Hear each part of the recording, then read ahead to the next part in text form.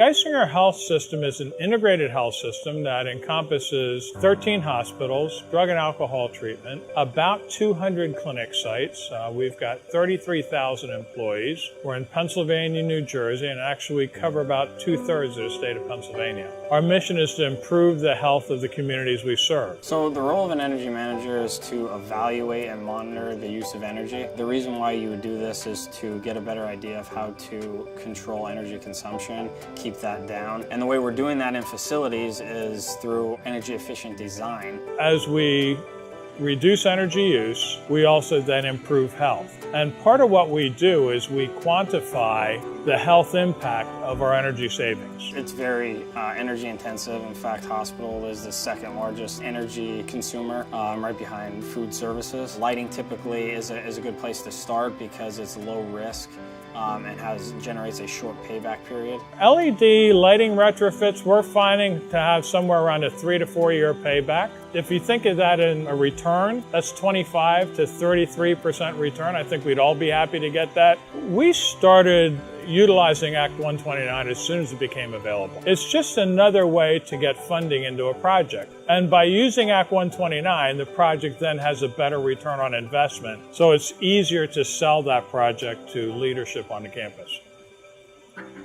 The biggest one we've done so far is here at Danville, and that's our cogeneration plant. That had an impact of reducing CO2 generation by 33,000 tons annually. It reduced our utilities expense by over $2 million, and it really has lowered our energy footprint to where we are now rated EPA Energy Star 100. So we're the 100th percentile of hospitals across the country. So essentially it made us the benchmark. Another large custom rebate project that I worked on here at Geisinger was the steam turbine chiller project. The simplest way to explain it is instead of using an electric motor to drive the chiller to make cold water, we're using a steam turbine instead of that electric motor. And that is powered by the exhaust coming off our combined heat and power plant. And with this steam turbine chiller project, 2 million kilowatts of energy saved and essentially utilizing free cooling and making our plant more efficient was a great thing to do. And the rebate money that we received, $161,000,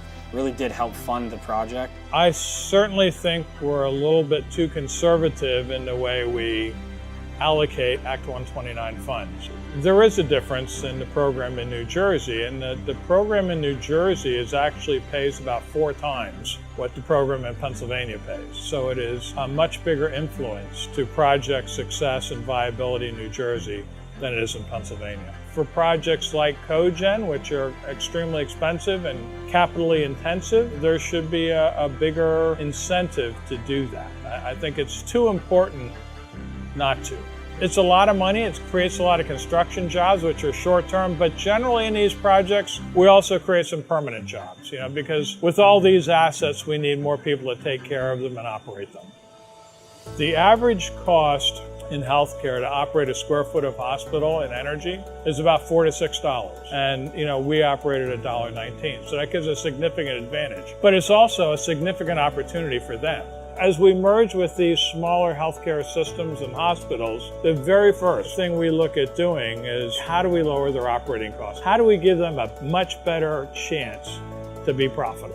All right, because that's really what it's about. Most of these places are operating at a loss, right? So sometimes what we're able to reduce their costs actually just goes right to profit and actually makes them profitable. When the hospital is looking for resources to buy life-saving equipment like MRI machines or CT scanners, surgical equipment, as we reduce the consumption of energy, that money goes directly to bottom line profit, letting them have more resources to purchase MRI machines and CT scanners. I think you can say that about energy conservation in general. What else can you do that not only saves you significant dollars, improves the air we all breathe, and improves the health of the citizens that live there? I mean, it's the perfect win-win-win.